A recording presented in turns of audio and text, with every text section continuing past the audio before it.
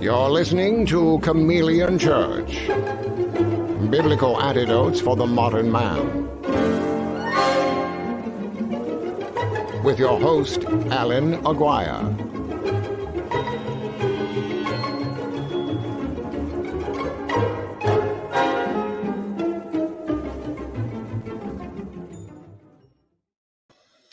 Good morning. It's Tuesday. What day is it? Oh, December 15th. We're halfway through December. Oh my gosh.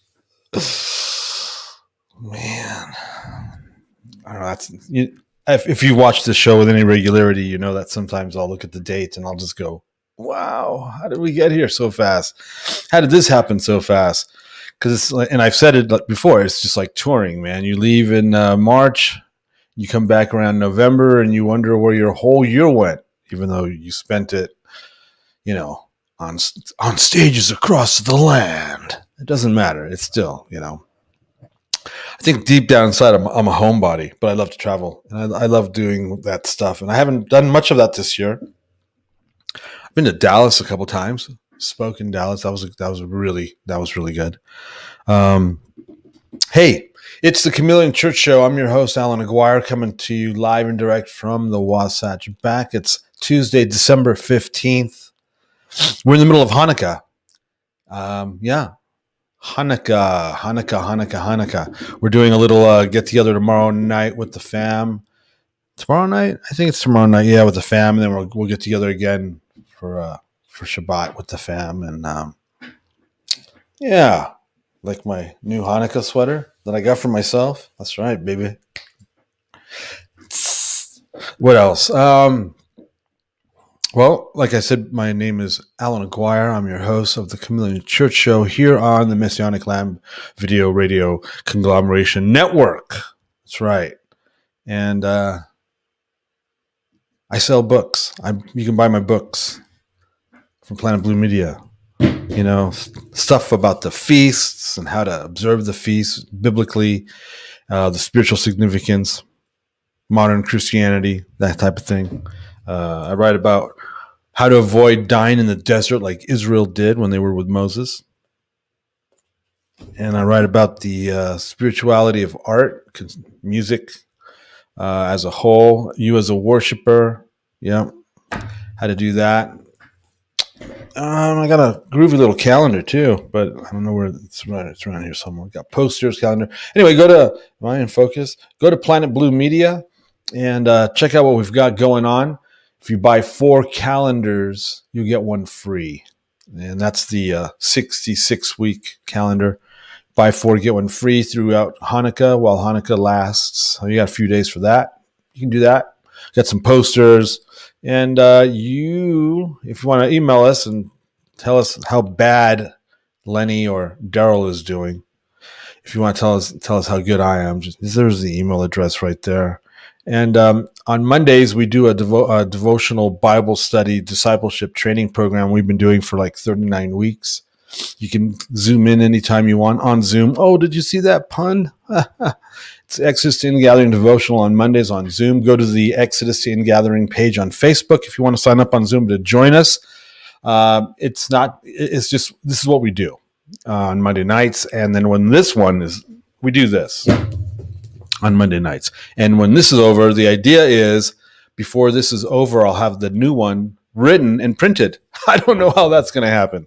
I have no idea how that's going to happen. But ideally, that's what's going to happen. And you are presently watching, like I said, the Chameleon Church Show here on the Messianic Mega Conglomeration. And we got a couple people here with us. We've got Lenny Perata, Darryl Weinberg. Got these guys, the fellow Chameleon Churchers. We got people watching. Don't forget to like, subscribe, and leave a comment for the YouTube algorithm, the Facebook algorithm. I'm not sure you're watching on Facebook, you're watching on YouTube. Be sure to like, share, subscribe, all that stuff. We really appreciate it. And we got some people watching. All these shiny, happy people. Yeah. Earrings. What's going on? Did my earring pop out? What's going on? Bob's just noticing it for the first time. No, he knows there. I have earrings. I think he might be saying that because I've got a troll on another ministries group that I share some content with, and I simply because you can share your content on that page with that group, and I've been on their show and stuff. So I've got a troll over there that just doesn't like me, and he's really angry, and he's really just a mean old man. I look a mess. I do not. What's wrong with you, Martin? And anyway, this guy's really mean. But anyway, he's one of those guys that he's right and everybody else is wrong. Literally, everybody else is wrong. And I'm pretty sure he's a sacred namer, which just tells you everything you need to know. And he's like, he calls me clown. He says something about my earrings, and I'm like, hey, how's it going, my favorite Pharisaical brother? How you doing? And he goes, I'm not your brother. I'm born again. And I'm like, oh, jeez. Born again and freaking BS. Dude, you're not even nice. You got to at least be nice to people. I'm nice to people until they give me a reason not to be nice to them. Jeez. And that's usually because we've had an actual interaction, not just because, oh my gosh, he's wearing a yellow shirt. So I don't know. This angry old man, he's divorced and he's single and he's probably my age and his world's this big. It's the same MO. So my wife's about to tell me, you tell him off, Christina. You tell him because he's not, your Martin isn't being nice to me this morning. So, hey, Darryl. Hey, Lenny. What's up? Happy Hanukkah. Happy Hanukkah. Happy Hanukkah. Happy Hanukkah. Bing Crosby at his best.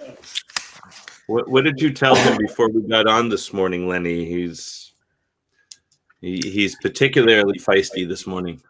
I'm all hopped up and ready to go. Yeah, but for Lenny, it's only 6:30. His mind is bubbling this morning, I'll tell you. Slept good. Drinking some Joe. My smoke alarm decided to start beeping at about 4 o'clock in the morning. It was lovely. Beeping or going off? Beeping. Beep, beep, beep. Yeah, the I need a battery thing. I think so. So I had to disconnect it, and I wasn't even sure how to get back to the bedroom necessarily. Did you make it back to bed? Did I what? Did you get the beeping done? Did you get rid of the beeping and get back to bed? Yeah, I unscrewed the thing and sitting in the hallway now, and I got to figure out. I couldn't even see where the battery was, but the eyes weren't exactly working all that well. So damn. So sorry to hear that. We have the solution. Yes. Is that a French press with a straw in it? Oh my gosh. No, but that's a great marketing idea. Someone ought to do that. That's what I saw. I saw you with a French press and a big old one of those big old plastic straws. Or the actual needle. We'll just put it straight to the veins. Ooh. Man. We'll skip the drinking part of it. Lenny, share your mug with the rest of the class. Oh boy. What a week, huh? No. Share your mug with the rest of the class. Oh, the mug. Yeah. It says Park City, Utah. Oh. Park City Coffee Roasters. Park City Coffee, they're still around, those guys. Hey, did you hear on Friday? On Friday, it was announced Robert Redford, after 50 stinking years, is selling Sundance Resort. Really? Wow. No report of how much, but he has sold it to two capital firms that are going to maintain it as the family wishes. They've put aside a couple hundred acres for wetlands, reserve. Yeah.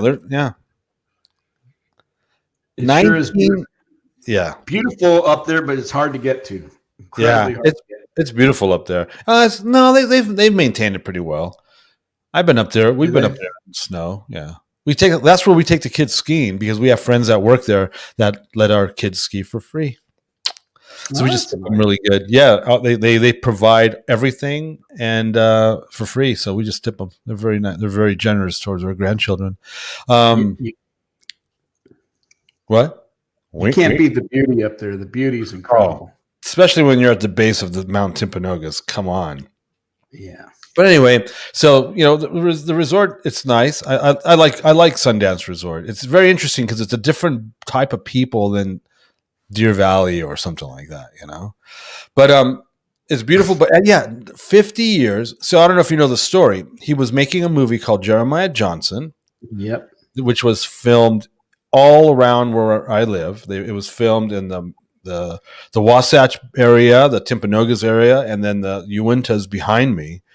And the entire movie is filmed there. And he fell in love with the area and started buying up acreage. And he bought over 2,500 acres, I think. It's close to 3,000 acres, all inside that valley at the base of Mount Timpanogos, and that's Sundance Resort. And he's selling it after 50 years. Yeah. Wow, the guy's in his mid 80s now? Oh, he's old. And he's got that I've been in the sun too long face. I've met him a couple times. Very nice man. He was actually scoping me out at Sundance a few years ago because a lot of these people think I'm a celebrity, like an actor or whatever, and they're trying to figure out where they know me from. It's very interesting to watch. But anyway, very nice man. Bobby. I don't know what's do I think the festival here? This is a legitimate question. No, here's the thing. So Park City has pissed off Sundance. So they're using the opportunity of COVID to basically to do two things. One, the Sundance Festival will be totally virtual this year, and it will have nothing to do with Park City, Utah. Nothing. Yep. They're going to spank the city because the city's been a little weird with them the last couple of years. And so if there is any sort of physicalness to it, it'll be in the valley somewhere. It will not be up here on the mountain. So they've pretty much, I think it's the end of an era. They're not having Sundance Film Festival here in Utah on Main Street like they've done since the 80s. I was at the first one. I was at the first one. After he bought it? Yep. Yeah, so it used to be the American Independent Film Festival or something like that in the 70s. And then he bought the film festival, renamed it because that's his moniker, Sundance, from, Casey and the Sundance Kid. And Cassidy. Yeah, I know. And so, you were at the first one? Well, then you were at the first one and I was at the last one.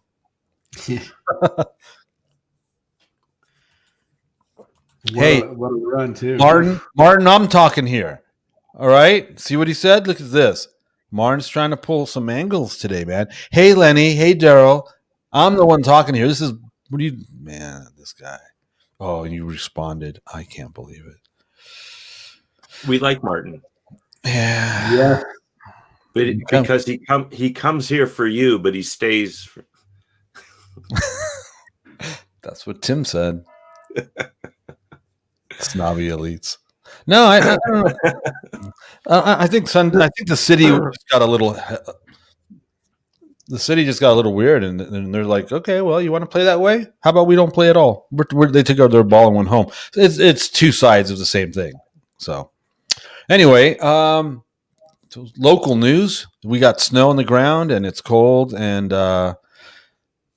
it's not going away. The snow is here to stay. We'll either have it through March if we're lucky, or through May if we're not lucky. So I'm hoping we have a short winter like we did this year. Last year we were snowing in June, dude. That was brutal. It was prophetic. April, May, June. Yeah, that's a 7 to 8 month winter. I didn't sign up for that. Well, but Joe Biden told you it was going to happen. So he did. The dark winter. Dark winter. Who wrote that book? What was it? I don't know. Clive Cussler? I don't know. I don't read books. Oh. I watch movies. That's why you don't have the JPEG. That's right. I don't have that. Well, I have a JPEG, but it's not that big of a JPEG. Yeah, it was actually from a Dave Hodges was talking about it last week, that it was one of these spy adventure thriller writers who has a lot of connections to the Intel industry. And so that whole thing, it was predictive programming, the whole Dark Winter thing.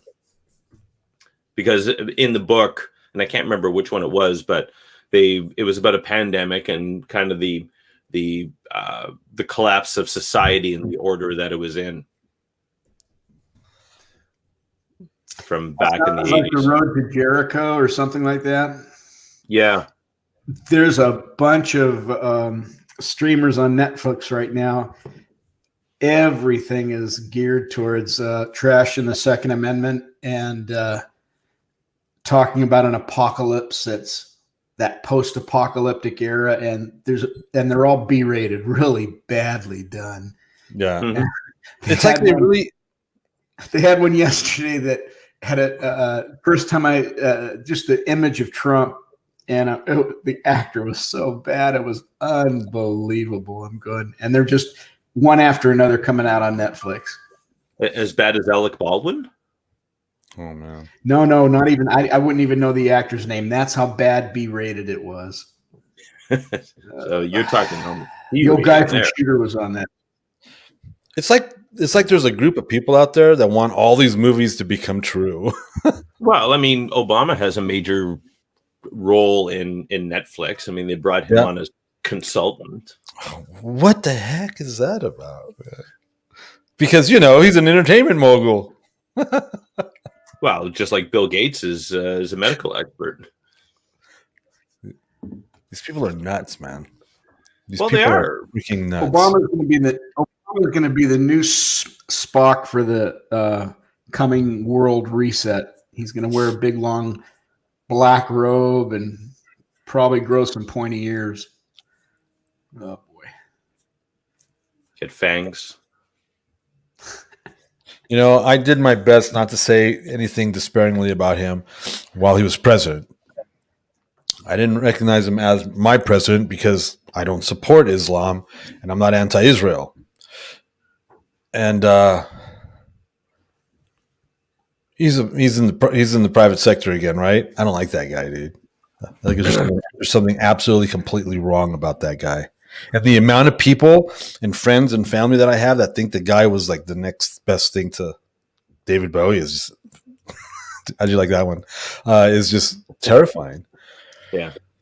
Well, it's a great deception. He's trying to position himself right now to be a major player if the next 4 years happen going their way. So, well, it's just going to be it'll be an Obama presidency. Yeah, with Biden got us in. Harris is going to be our little puppet, and we're gonna pull all the strings, dude. Everybody in the cabinet, isn't it like a whole Obama administration? I mean, it's like what would have happened if Hillary? Well, not really. Hillary wouldn't allow that, but you know what I'm saying? It's like it's nuts. It's insane, and everyone's pretty excited about it, though. If you're a liberal, Democrat, progressive, they're pretty excited. They're like, we got another shot. We had it for 8 years. It was the best time ever. And now we're going to get it for another 4. How was it the best time ever, dude? ISIS occurred on your watch. The Benghazi, all these horrific things happened on their watch. One of my favorite things about the Trump presidency the last 4 years, we didn't hear a frickin' peep from Islam. For 4 years, we didn't hear a stinking thing from Muslim extremists. And then the day after, other than al-Baghdadi got killed. Oh. And then the day after the election, when everyone says, "Oh, look, Biden won," they come out of the closet and they're like, "And we will take over. We will rule you." Even after the election, Trump still gets a treaty done with Morocco, the 4th Islamic nation to recognize Israel's right to this guy is, I mean, he's mowing through the Middle East like Alexander the Great, except he's not conquering, he's bringing it. Now we understand that peace has to happen with Israel before the Antichrist comes on the scene. But still, what he is able to accomplish it's absolutely unprecedented. Nobody's talking about this. It's because it's not the story they want to hear. They want to hear America doesn't exist anymore because America bad. Because half our country Islam has, the other half Chinese has, or whatever. It's the man in the high castle. It's like they really want all these crazy movies to happen. Hell, they want Handmaid's Tale to be our normal. I mean, it's like just bizarre. Every really bad post movie they want to become our reality. They start using words like camps.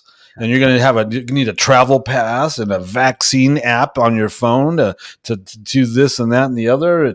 I'm sorry. You apply for a job, send us your freaking immunization records. It's like, this is insanity. Well, but my question always is, how do they think it's going to work out for them when the communists do end up taking over, if that's what happens? If Biden does get elected, and we have everybody having to wear a mask for 100 days because it's a patriotic duty. Oh man, I'm going to bust all of these people get in there. Who was it who? What position was the guy going to be in that said that don't worry if people over 75 die once the vaccine starts rolling out? And this vaccine that they've come out with, it is the first mRNA vaccine ever created. It's not good. And my wife, it's really funny because my wife she's a biology major. She's a math and science teacher in school. And right now she's tutoring, and she was tutoring a kid the other day, grade 11 or grade 12 kid the other day, and got into this amazing conversation about God with him. And one of the reasons is because they were discussing how this vaccine works, and the fact that mRNA actually is the only molecule in the cell that takes the information from the DNA and takes it out and then distributes it. So now what you have is it's replicating itself. This vaccine actually now has the ability to replicate it. So they're going to put the coronavirus in the vaccine, and they've got the mRNA, which is then going to go into the cell, the DNA, extract the information, and then distribute it everywhere else. That is called genetic modification. And that's just the bare basic scientific stuff. Report comes out yesterday about how so many, including all of the pharmaceutical companies that have been mass infiltrated by the Chinese Communist Party. They run everything. They are in charge of all of the corporations. There was a data leak that exposed all of this. I mean, we are on the precipice right now of them taking over everything. And you still got people who are cheering this and saying this is going to be a good idea. Do you honestly think, does AOC honestly think that she's going to get a favored position in the new regime? Dude, does anybody remember how she got the job? It was an open cast call. Yeah. Okay. It wasn't at the Sundance Festival either. Let's remember that. She won an open cast call. Mm-hmm. This is theater. It's not real life, and it's mind-blowing because, dude, I know people. I have friends that support this girl and are raising up their daughters to look up to that woman. And it's like, are you out of your mind? So the question is when does Rod Serling step out of this side of your screen? I've seen all those Twilight Zones. I watched them religiously growing up. You had some pretty twist. I mean, there was some heavy duty drugs involved in the writing of those scripts, dude. But they were. I mean, some of them were like, "Whoa, dude!" I love the ones with William Shatner in them. Those are awesome. Dude, the one with the monster on the airplane wing still freaks me out. Oh, and the one with the airplane that keeps flying through the clouds and it can't show up, get back to its own time. Those two kind of, or the kids. kids in the cornfield. So it's and now you got William Barr, who's resigning because the whole Hunter Biden thing's finally come out and he tried to suppress it. Man, I mean, it's just we sit back and we watch and we go, Lord, I don't know what you're doing here, but man, oh man, this is a clown show. And I don't think people really understand what's at stake. Because if Hillary had gotten in 2016, it all would have been over. The curtain would have come down. Good night, folks. That's it. She was there to finish. Obama was the eighth inning guy. He was the setup guy. Hillary was the closer. She was supposed to come in and put the final nail. I mean, you can use all the metaphors you want. God interrupts it, screws everything up for them. And now with Biden, they think it's going to be good. They must like wearing masks. They think this is a good idea. Well, they must like forced inoculations. They think this is a good idea. Well, okay. We have to go back. Well, I don't know. I'm pretty sure the majority of our audience understands the reason behind wanting to remodify our DNA. There's reasons behind that, reasons for that. So, yeah, because they're corrupting the image. He's coming out with a sequel to this. I don't know if you heard that or not. I think I did hear that. Yeah, it's supposed to be very soon too. So I'm really looking forward to getting that. Corrupting the Image, Douglas Hemp. Yeah, he's a nice guy. I need to read that because I know I haven't read that. I have is there a delay? Am I delaying on you guys? Yes. I am? How bad? I'm not getting a delay on you. It's I'd say about almost 4 seconds to 6 seconds. Oh, that's drastic. That's something else then. I'll check. See, I think I see a delay with my lips and my voice, but that could just be. I'll look at the. I'm not getting that. Cool. You both are fine for me. Darryl.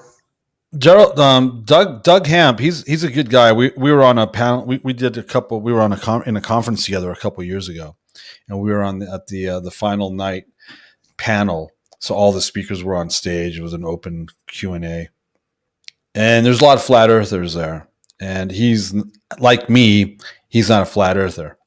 And they were talking about flat earth. You know, they were fielding questions from the audience about flat earth. And he's looking at me and he's like, I wonder if they'll, answer the question. Is he going to get around to it? Just talking smack. And then he's like, all right, I got to say something. I'm like, no, don't do it. Don't do it. And he goes, no, I got to. I can't sit here anymore. I've got to say something. No, don't do it, dude. Don't do it. And he's like, I'm going to. And he did. And he won't be coming back. I was like, it was pretty funny. But anyway, he's a great guy. So I want to read that book. I want to check that book out because that's what we're talking about. It's the, Tom Horn's been on that for about 10 years now. Oh yeah. He produced some amazing stuff. So once the Watchers breached their proper sphere, like Jude says, and they realized that our offspring, all right, they wanted to procreate. That was like the whole reason to do what they did was to procreate. We want to create. And they realize, because they're half mortal, our offspring, the original line, the original Nephilim, right? Not the generation old ones, like we find in Numbers and stuff like that. Those, they said the cedars of Lebanon. So maybe they're, like 30, 40, 50, 60 feet tall. Enoch suggests that the original Nephilim were like 600 feet tall. But they realize that they're half mortal, which means they're going to die. So to find a way to keep them sustained, to come up with sustainability to maintain the lifespan of their offspring, they start experimenting with human, plant, and animal DNA and creating these things that were not supposed to be created, because you can't do that. God says everything after its own kind, even seed, let alone animals. And so they defiled and perverted the earth at its core DNA level, our time-space continuum. They were, so that's where we get mermaids, we get fauns, we get centaurs, we get satyrs, we get minotaurs, we get all this stuff. Some of us actually think that we believe that pigs are a mixture of human and something else, and that's why they're off limits. So anyway, that's what causes the flood. But since then, I don't know if that was their original intent, but it became their intent to now continue with the perversion of the race of humans to alter, right? Because what did they find out? Oh, the humanity is tainted. Humanity's bloodline has been tainted and compromised, except for Noah, who it's suggested in the Hebrew that his DNA hadn't been compromised, which is why he was found righteous. And which is why he was picked to do what he did. We know his kids were okay. We don't know about the 3 women that God picked for their wives and brought them into the ark. See, we don't have any idea who were of their line or how clean they were. And it's suggested then that the wife of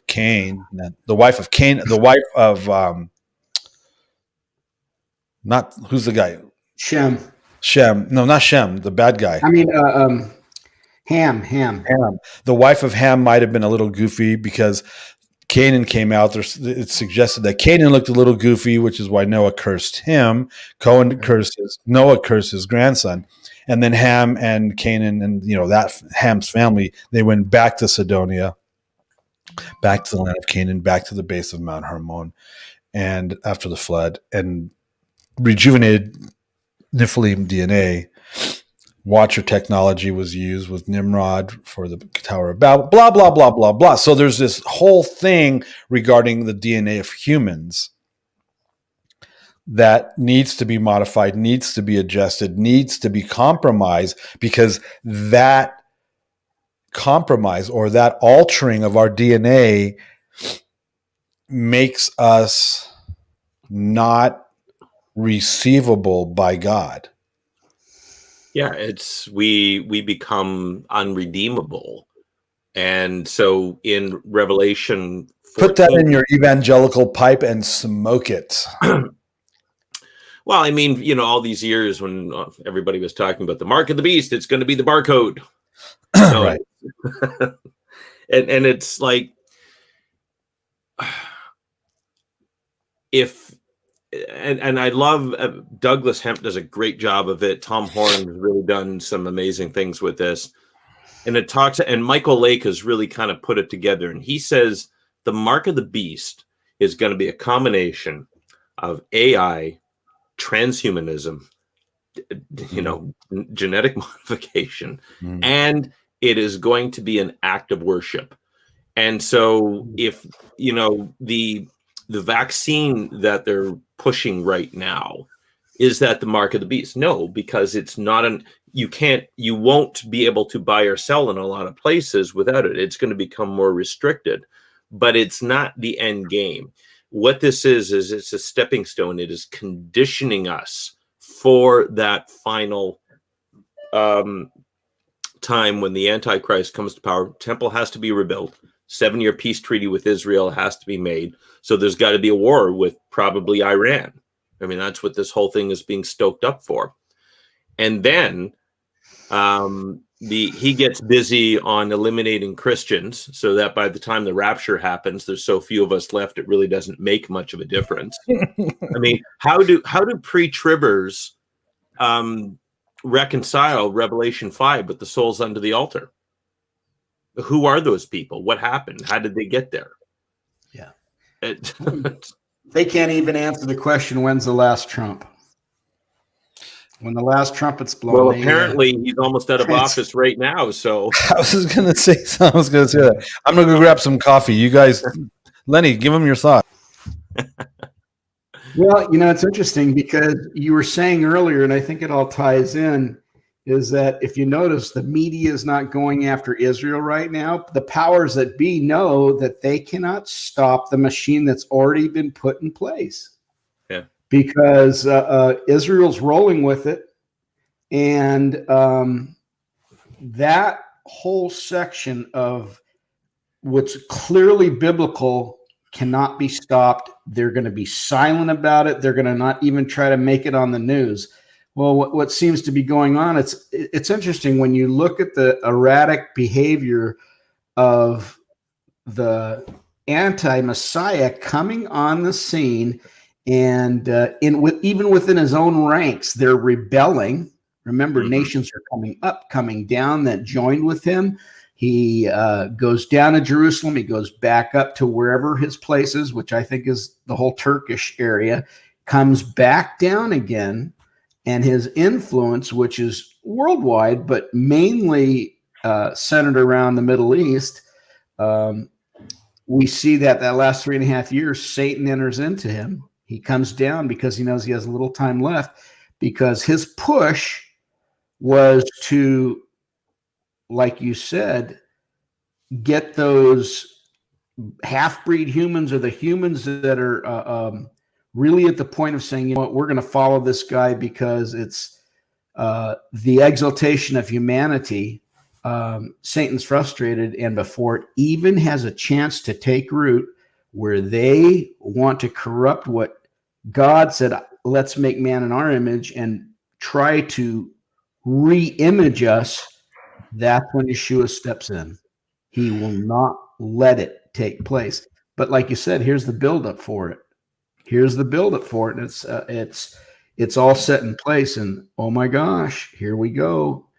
Well, and it's interesting to even look at the rumors that are flying out right now, where they're trying to really put the fear out there. And not that that's nothing new. So what's your take on the Supreme Court dismissing out of hand the whole Texas lawsuit? I mean, that thing had pretty good teeth, and yet 9-0. Yeah, well, it's interesting. Alito and Thomas were the only two that said, we want to go for this. And the other three stayed out. And I guarantee you, because of John Roberts telling them, look it, we can't fix it. And if they can't fix it, they didn't want to start riots in the streets. And they also wanted to keep their standing with the powers that be. And the three newbies in there, I guarantee you, they talked them into it. They didn't want to go away from the status quo. And that Trump is just grinding at the teeth. They said the mistake he made was when he came out publicly and says, now we got them on our side. I was listening to Lance Wallnau last night, and for him to say that out loud, it was at his midnight talk. I'm going, that makes a lot of sense.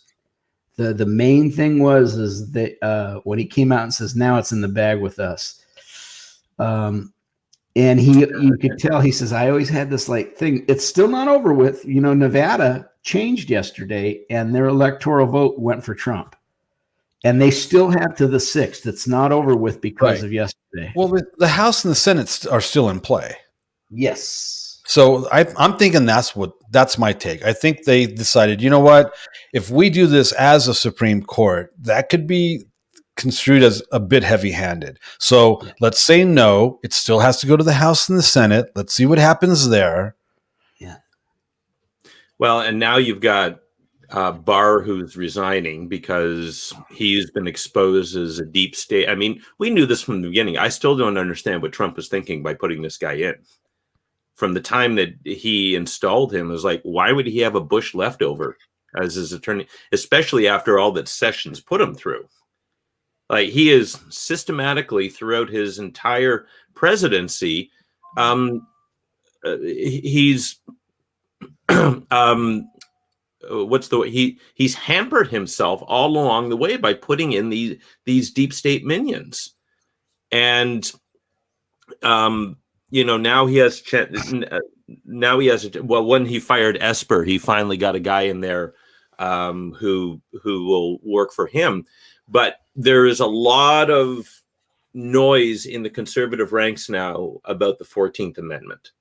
Now it really comes down to the Insurrection Act, and that the only way to deal with this is to declare that there is a full-on coup that is happening. And it is. I mean, you look into Dominion voting and who owns it, and the Smartmatic software and who owns that, and it is so blatantly clear, no matter what Piers Morgan says or these other twits in the media that are saying, oh, nothing to see here, move along. Piers Morgan?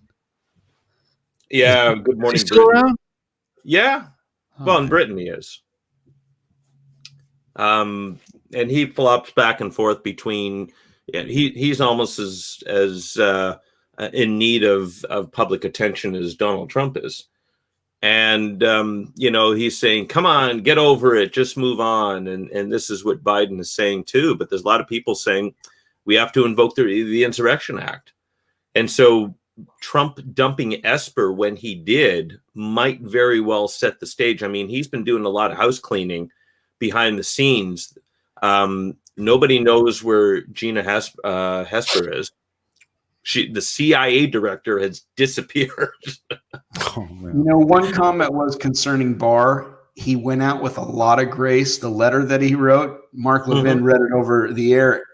Yeah. And he has time all the way up till the 23rd of December. Some commentary is that he's putting certain things in place in favor of Trump, still out without losing his status, but he isn't going out like Mattis and all the rest of them. He maintained a level of civility. So it's interesting.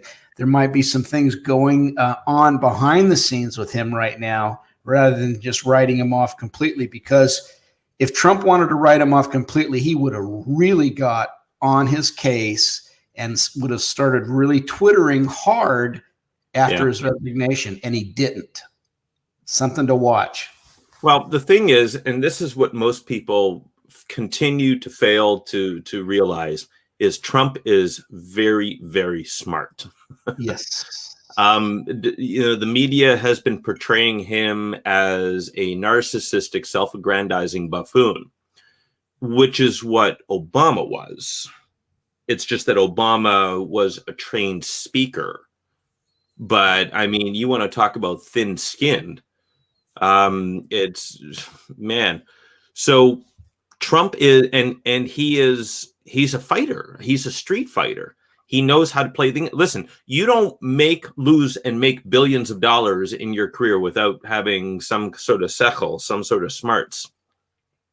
And so what he's doing, I mean, I think he's made a lot of mistakes, but I still think that the hand of the Holy Spirit is definitely upon him. And because of the amount of people who have been repenting, because of the amount of people who have been crying out to God, Rabbi Eric Walker, he said something the other day in a broadcast, Igniting a Nation Ministries. And he said that Sodom and Gomorrah weren't destroyed because of their sin. He said Sodom and Gomorrah were destroyed because there wasn't 10 righteous to intervene. Right. Now, they were destroyed because of their sin, but the reason why it happened is because there wasn't 10 men that Abraham negotiated God and he couldn't find them. There's a lot more than 10 righteous in the United States that have been crying out to God. And so you have to figure that because of all the people that have been doing this, I mean, Wednesday nights on Facebook, you've got people, there was a Facebook prayer group, Mario Baratello or something like that.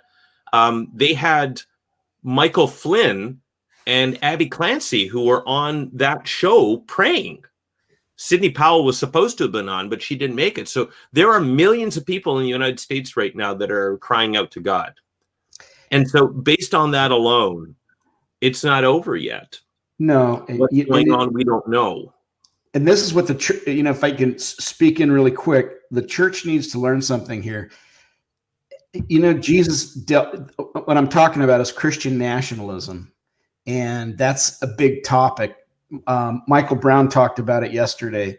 The interesting thing is one of the big famous, what's her name, Beth Meyer, she came out and just trashed Trump and pulling the things with Trumpism. And if I go back to the words in red, he said something of his day, how to be able to navigate what's coming up. He says, render unto Caesar what's Caesar, render unto God what's God. Well, that has narrowed. Yeah. It's not the same as when he was walking the planet. And he understood the evolution of what that would be for us towards the end of days. But it's interesting that to start from the end and go to the beginning. Christian nationalism is everyone trying to wrap their Christianity in the American flag. And is it wrong for us to be a patriot and love our country? Heck no. That doesn't make us a Christian nationalist. Because you love and appreciate America? No. Because you served in the armed forces and you're a patriot? No. Because you believe that Trump is better for America than Biden? No. All those are valid reasons of how we got to navigate these type of things. But where the body of Christ is really losing it, and where people are going, well, do we question the prophets? Do we do this?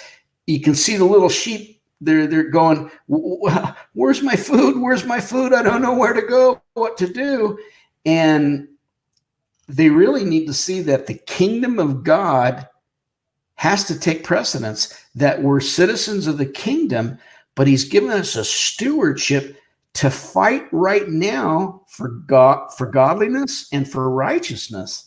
And the way we do that is by observing the Torah, by recognizing in the feast that they're all about the Messiah, and that the joy and the life that we're supposed to get from this will not only have us be good citizens, but be kind and yet be wise when it concerns evil, and to be able to come out and confront the evil. And the believers, they need to be strengthened. It's like bodybuilding. They just don't know where to start. And I've been trying to really think about that, because I was just rereading the book of Revelation. I'm about ready to start the book of Daniel. The Holy Spirit has always intended that the scripture should be able to be read not by theologians, but by children, and to be easily understood, especially the book of Revelation. And everybody, no, it's the other way around. And I'm going, how do we communicate what's going on so it's easily understandable for the masses? Because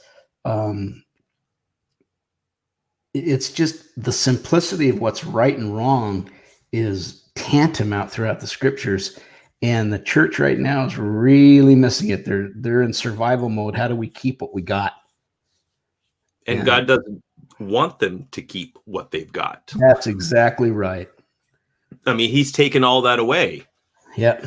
You know, all these people, Chuck Pierce, whatnot, they were prophesying that Corona would be gone by Passover and everything else. Well, it didn't quite happen that way, because I don't think the church really responded in the way that it was supposed to have. And it's really only at the fall feast with, you know, Jonathan Cahn, the whole return thing, that people are now really petitioning God. It was like, I can't tell you how many prayer meetings I've been to where the pastors are just saying, oh God, you're in charge. We trust you. Yeah. And we know you've got, what the hell does that mean? I know. You know what? It's just, and I'm sitting there and I'm gritting my teeth. It's like, okay, so that's nice Christian speak, but the last I checked in just about any page in the Bible, what is your responsibility and your response to what's happening? And that I haven't heard anything of. We still put on the masks. We still want to take names and numbers. I mean, I did a Hanukkah service on Saturday night, and I said, listen, we are exactly where the Maccabees were under Antiochus. And I said, what God did is he raised up a general in Judas. But it was all of the Maccabees. It was all of Mattathias's children, all 5 of them. And I said, many of them died. There were thousands of people who died in the war against Antiochus. We're in the same position now.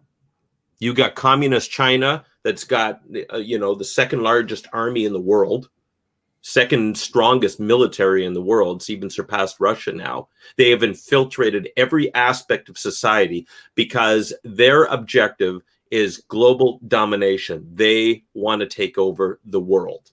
And then they want to eliminate everybody who they consider to be an undesirable. And the elites are running all of this. I think 500 million is still in play. That's a lot of people. I think Mario Murillo did a great job 4 or 5 years ago warning us. Oh, and he was just on. I just heard him last week on something he did at the end of November. It was smoking. Yeah. And he flat out laid it out. He said, look, this is what's going on. This is what's happening. And this is what our responsibility as the body of Christ in the United States is. And we did the exact opposite. We decided to go against the spirit of prophecy and line up with the spirit of BLM. The majority did that. The fringe, charismatic. So you got to remember, charismatics are not the majority. We're a minority.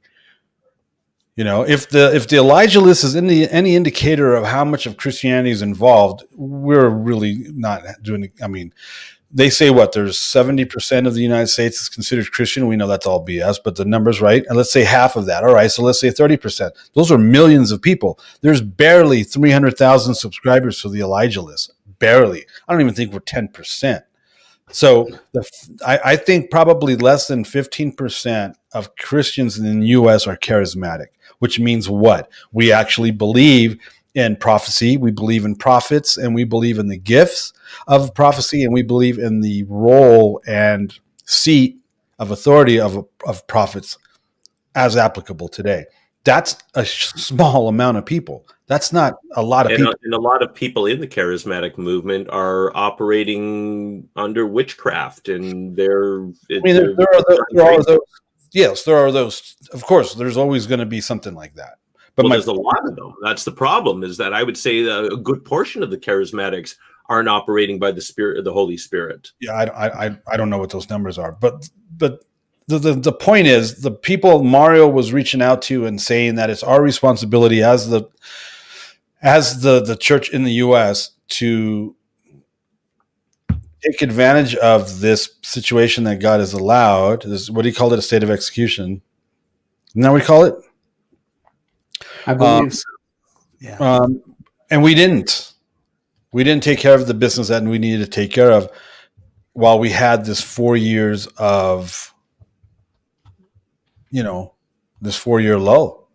We didn't take care of business. And so, I mean, God says he doesn't do anything unless he first tells the prophets. He doesn't do anything on the earth without first telling his prophets.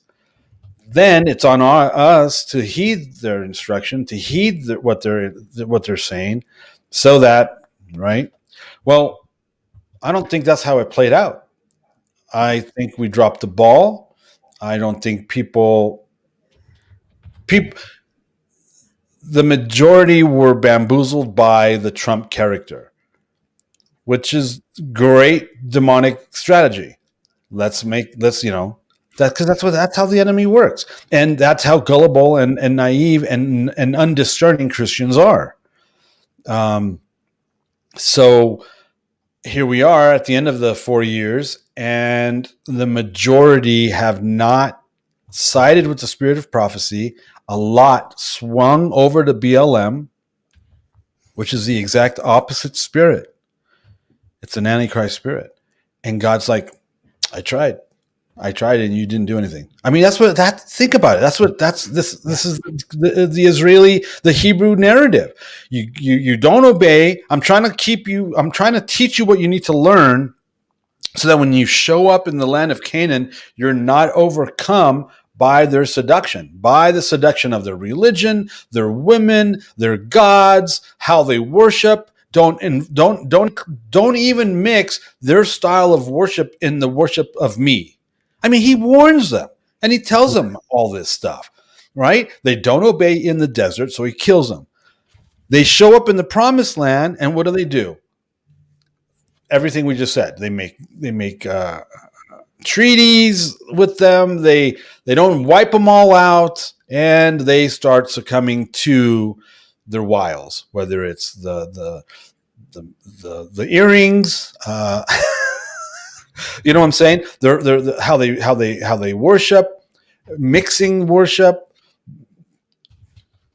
intermarrying with the Canaanites, right?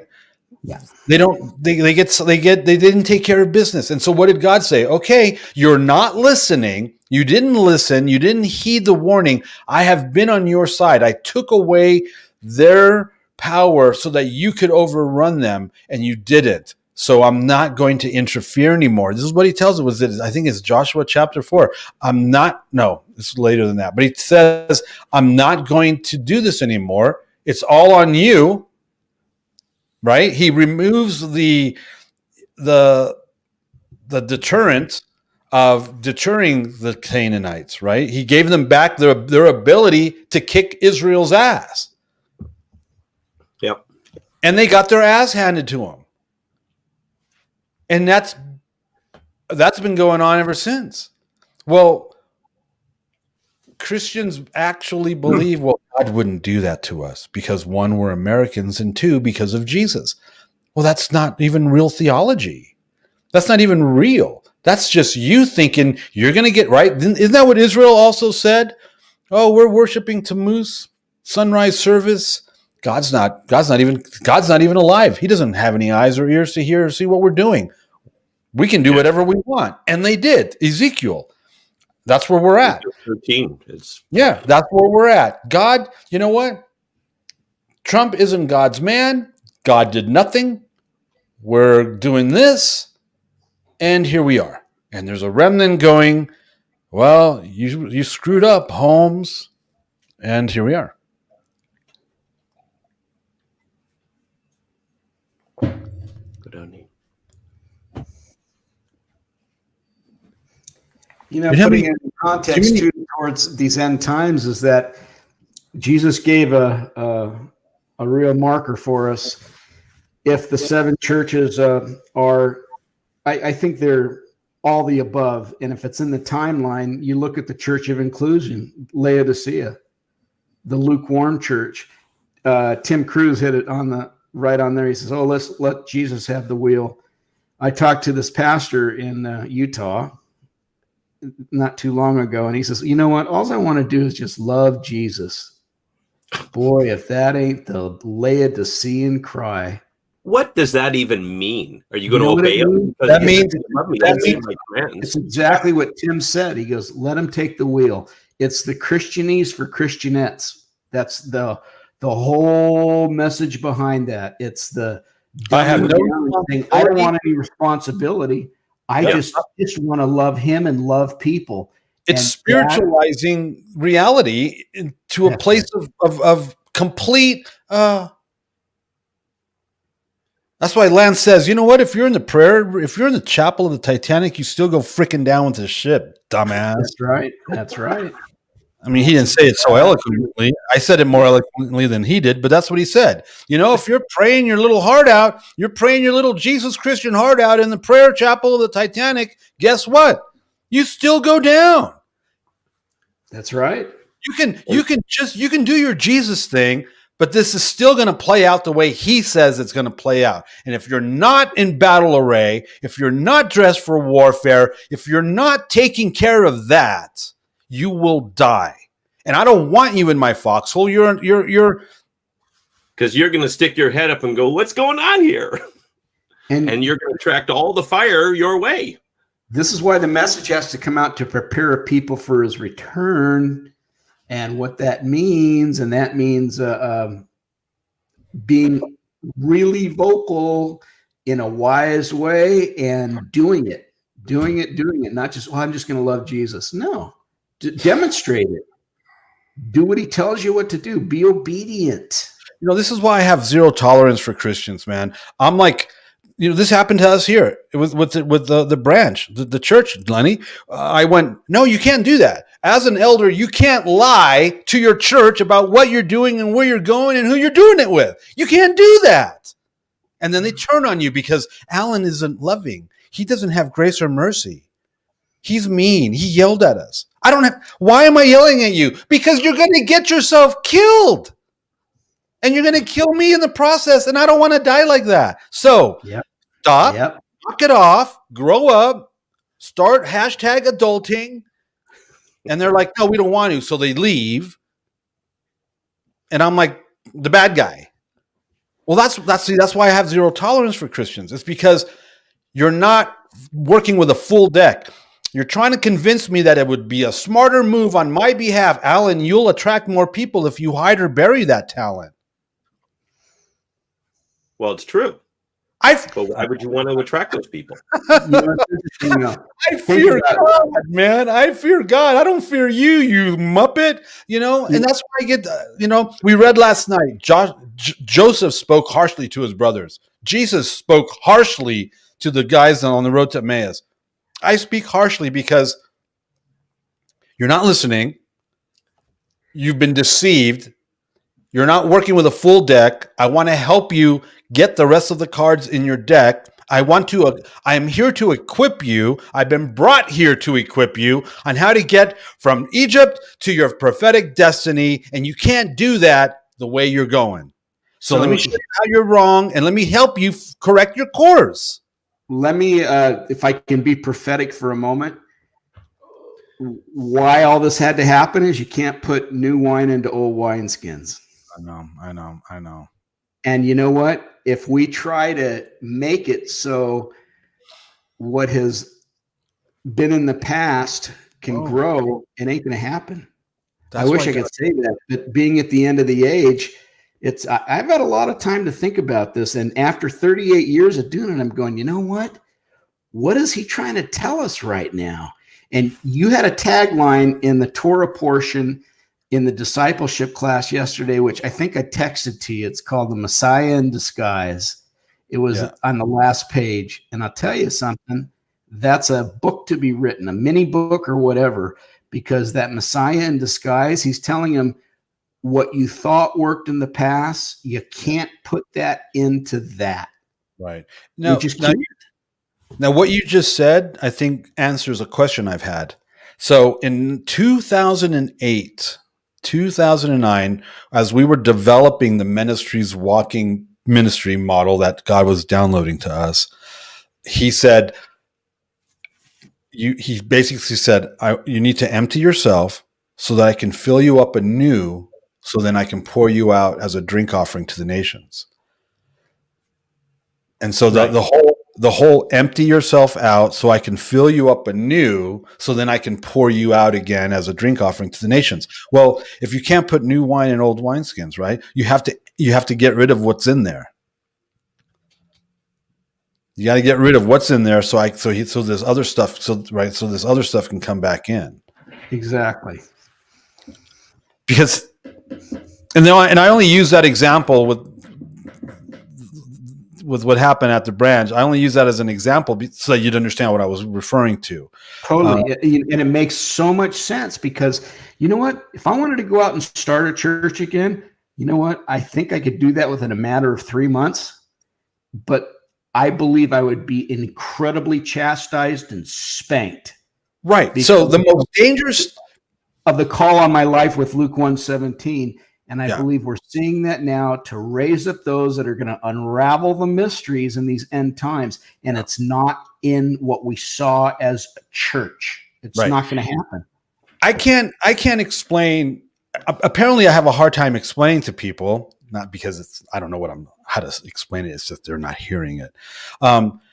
How dangerous it is to go out into the wilds of the world to do quote ministry when you haven't been sent out, blessed, sent out, and right. So, what did we do, Lenny?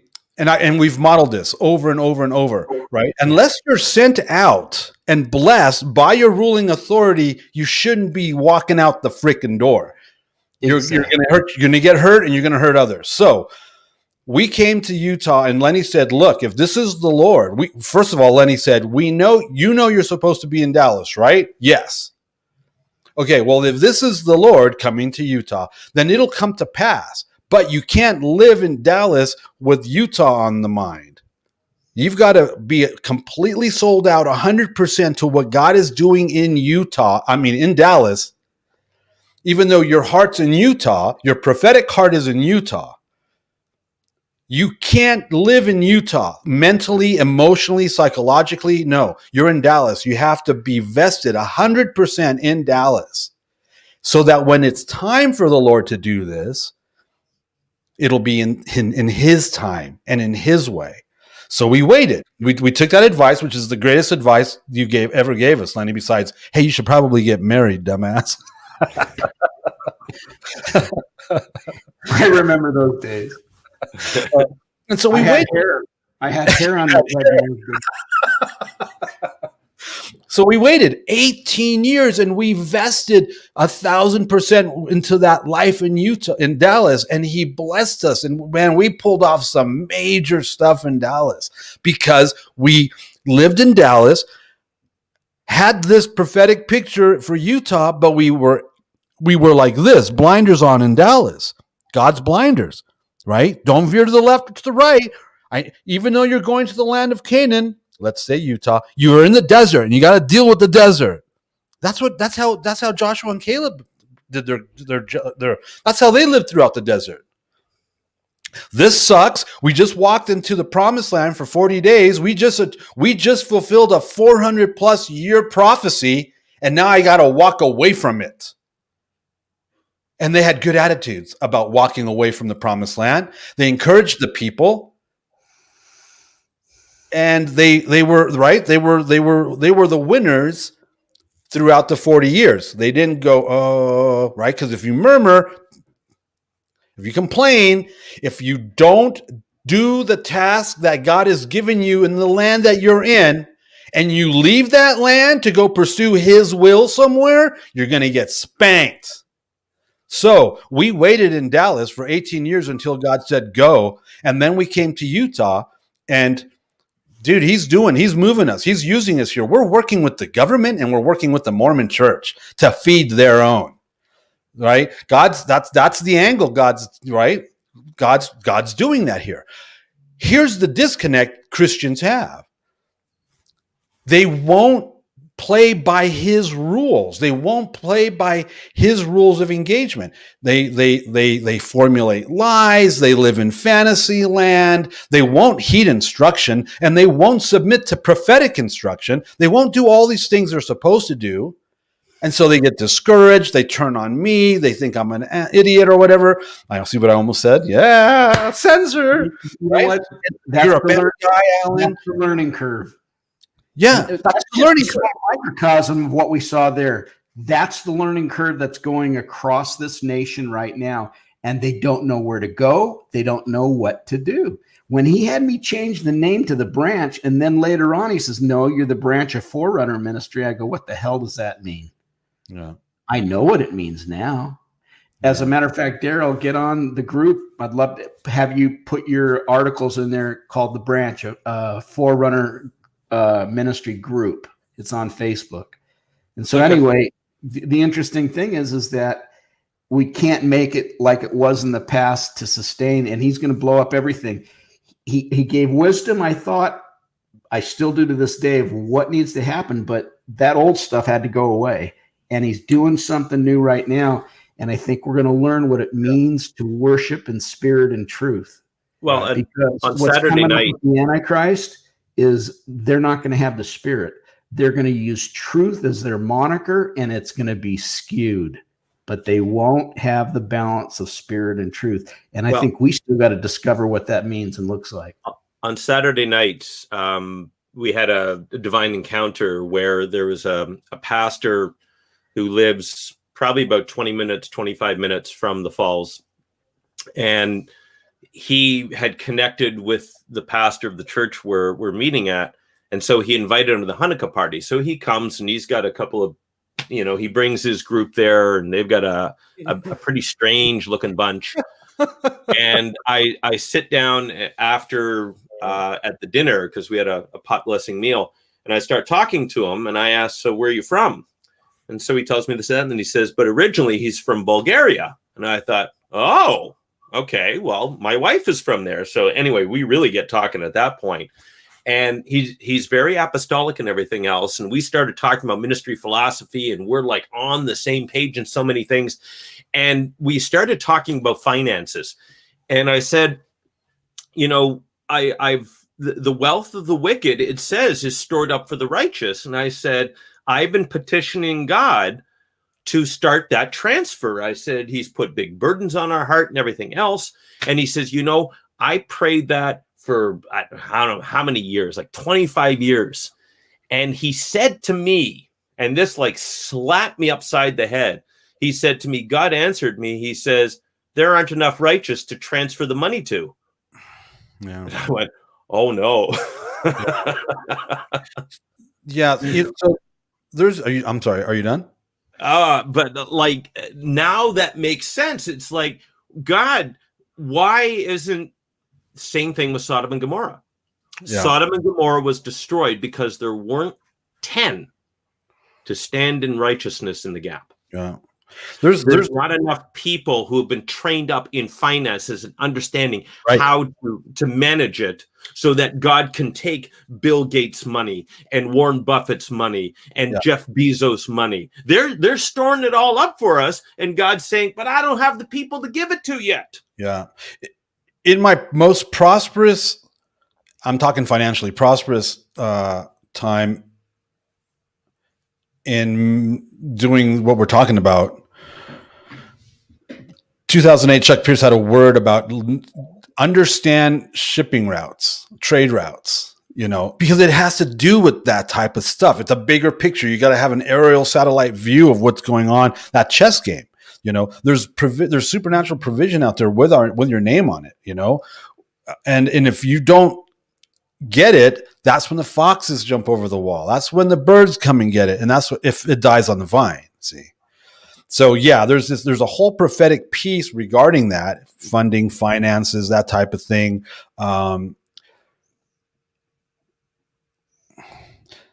Here's an idea, because this is part of what I was just talking about. So when we left Dallas, when we finally did leave Dallas to come to Utah, we went to the leadership, and we went, and they sent us out. They sent us to Utah, and they prayed for us, and they covered us, our sending out, and we went with their blessing and as representatives. So see, that's part of that chain of command thing. And then when all this new stuff started happening about 2.5 years ago or so here in Utah, I reached out to my apostle. I'll use those words, because I knew that what I was about to go into next was going to require that additional mantle, that additional blessing, that additional covering, that additional anointing, and that additional oomph, right? And so we went and met with them last couple 2.5 years ago, and he gave me his prophetic, spiritual, apostolic mantle for what I was going to walk into, that I'm in now in Utah. See, there's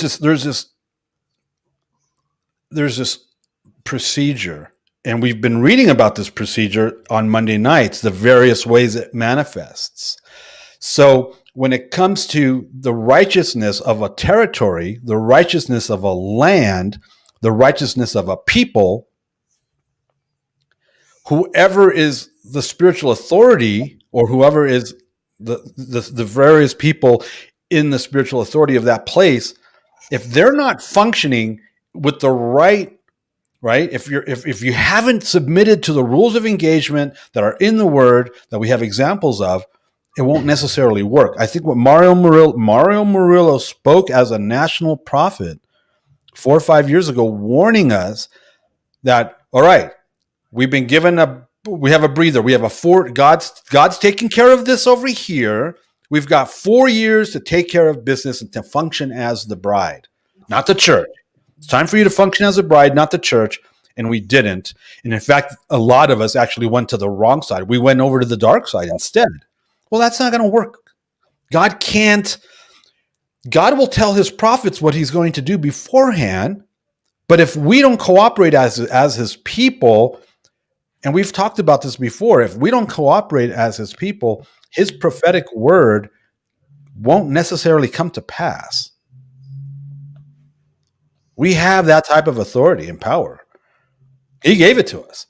And we have to be in alignment, because the last thing we want him to do is to override us, because that's what he did in the desert. He overrode them.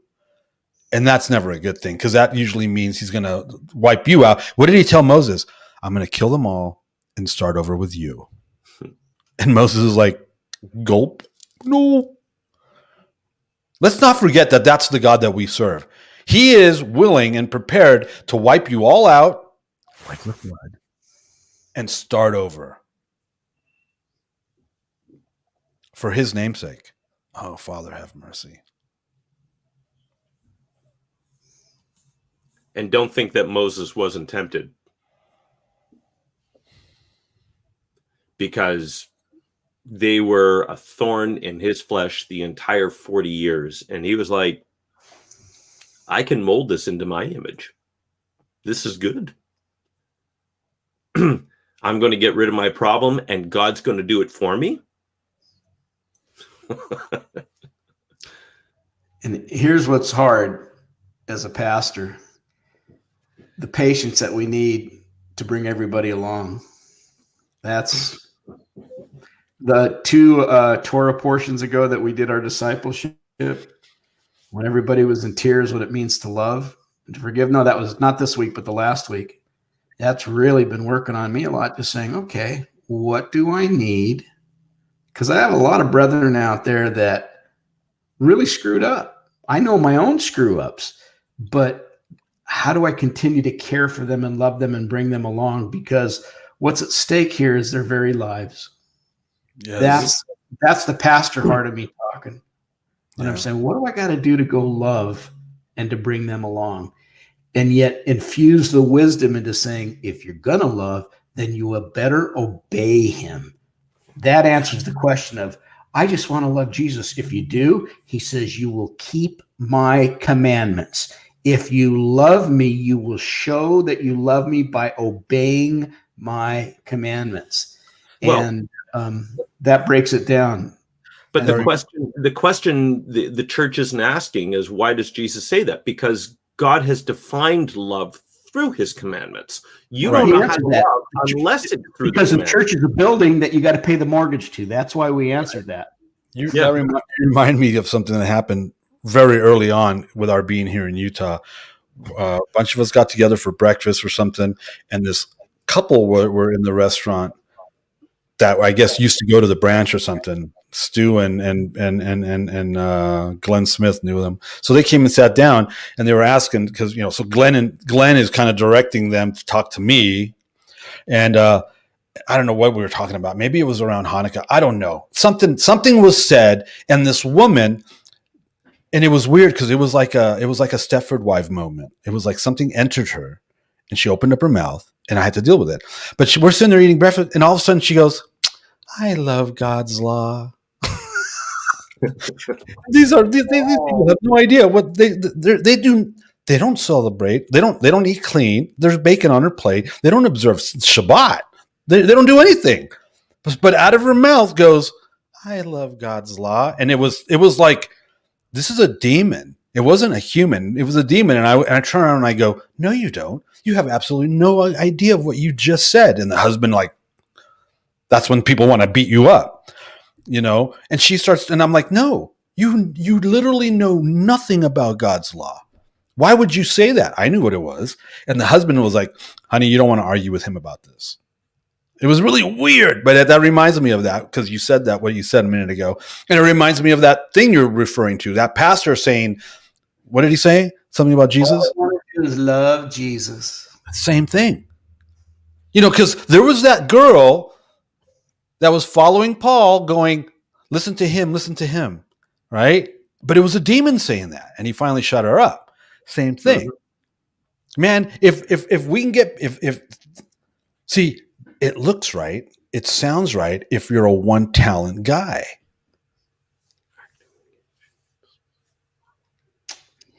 Going to another fellowship's high feast day celebration under the guise of going to freaking Legoland looked right and it sounded right. No, you lied. God's not going to bless you because you deceived everybody. See it's the same difference. It makes sense to them because they're not walking with discerning spirit. It makes sense to these people. There's nothing wrong with saying, I just want to love Jesus. Well, it is we're at war.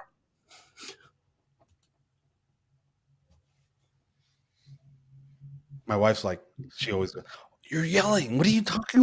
What's going on down there? We're in spiritual war. It's not about,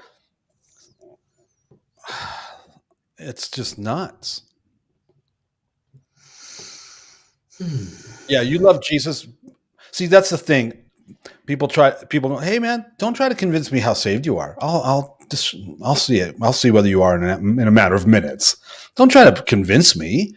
It's your actions. If you want to just love Jesus, obey his commandments. If you love the law, obey his commandments. And if you obey his commandments and you walk in his commandments and you have the spiritual discernment of what we're talking about, then you will be girded up for warfare. You will protect your home. You will protect your heart and mind. You will protect your women and your children, your wife and your children. You'll protect your territory. You'll protect your finances. You'll do what we've been talking about on Monday night and the stuff that we talk about on here. Well, the bottom line is, and what people have to understand is that you got conscripted into this war, whether you liked it or whether you like it or not, and whether you want to admit it or not. And the enemy is coming for you.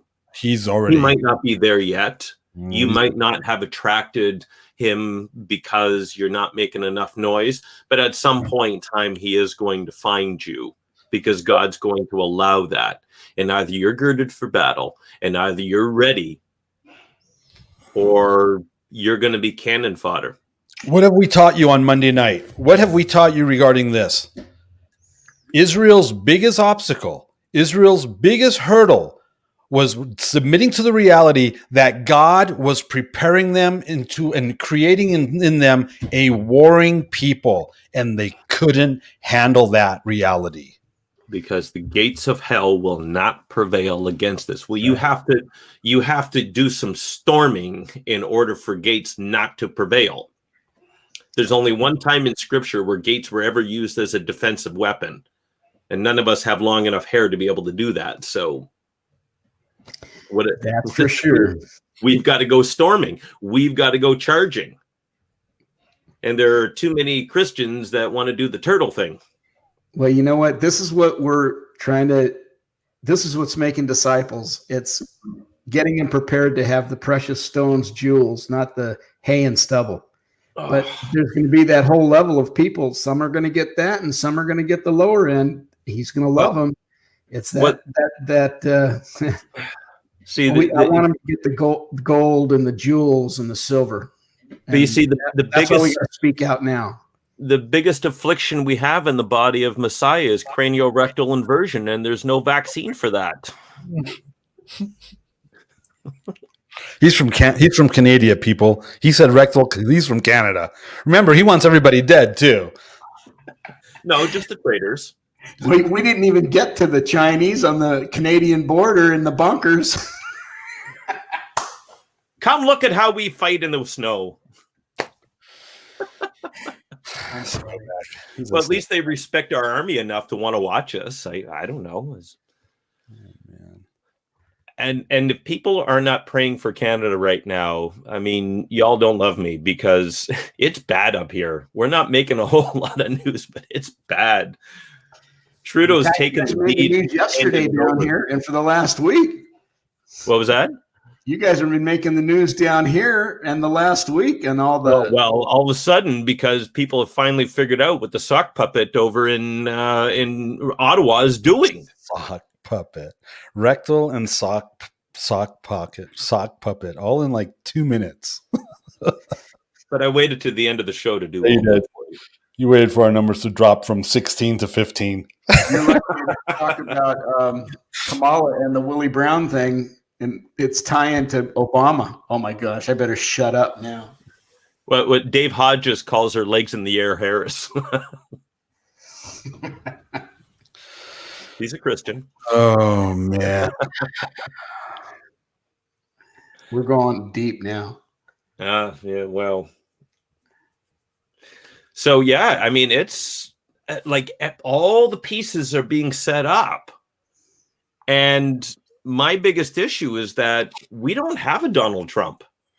We don't have anybody on the horizon who's ready to step in and fight this thing. Yeah. And everybody's wearing masks. I got all these people telling me that they're going to be first in line to take the jab.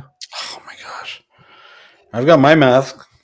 I got moved too far. Oh. Yeah. I'm still waiting for Dina to send me mine. It's a good looking mask. It's just I can't wear it publicly. It'd get me killed. I don't want to die. I don't want to die yet.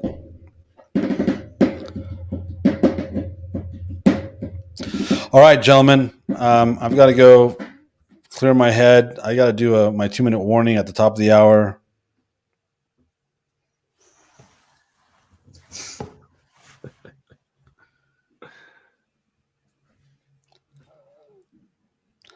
It's been real. It's been real fun. Had a good time, good conversation. You're listening to Chameleon Church.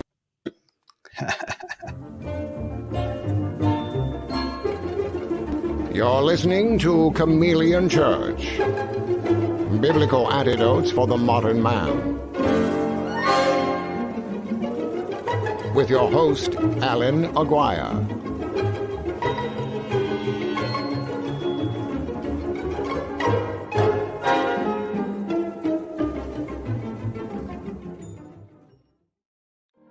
We are richly blessed to bring you what we believe is the fullest, most diverse, yet up-to-date progressive teachings, discussion, and prayer programming you can find anywhere on this planet.